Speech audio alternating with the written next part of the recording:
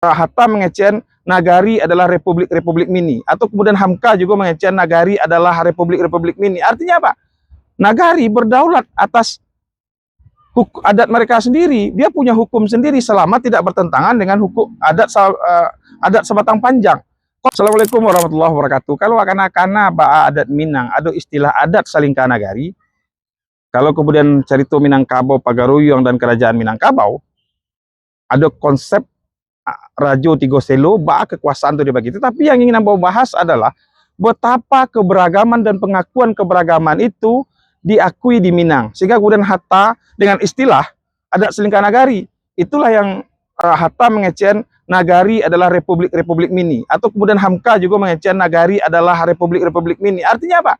Nagari berdaulat atas adat mereka sendiri, dia punya hukum sendiri selama tidak bertentangan dengan hukum adat sebatang panjang.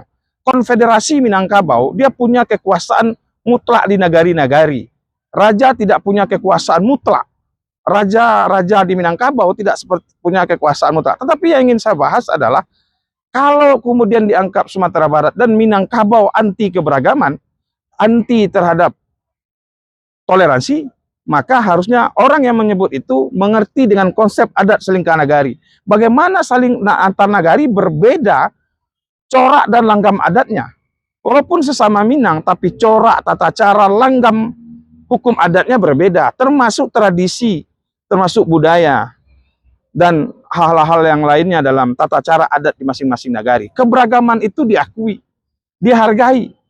Tidak ada yang saling intervensi. Tidak ada yang bisa kemudian saling menekan, karena masing-masing nagari berdaulat atas adat Salingka Nagarinya. Walaupun kemudian ada yang mengatakan adat nagari saling kuang adat. Ada beberapa pendapat yang menyatakan seperti itu. Tetapi yang ingin kita ambil adalah jangan katakan Minangkabau anti keberagaman, karena di Minangkabau itu sendiri keberagaman itu sudah diajarkan dan sudah dibentuk dan sudah dilaksanakan secara hukum adat di nagari-nagari sejak negara ini belum berdiri atau jauh sebelum kemerdekaan. Jadi sekali lagi, orang Minang bukan anti keberagaman, tapi di Minangkabau keberagaman itu sudah lama ada. Assalamualaikum warahmatullahi wabarakatuh.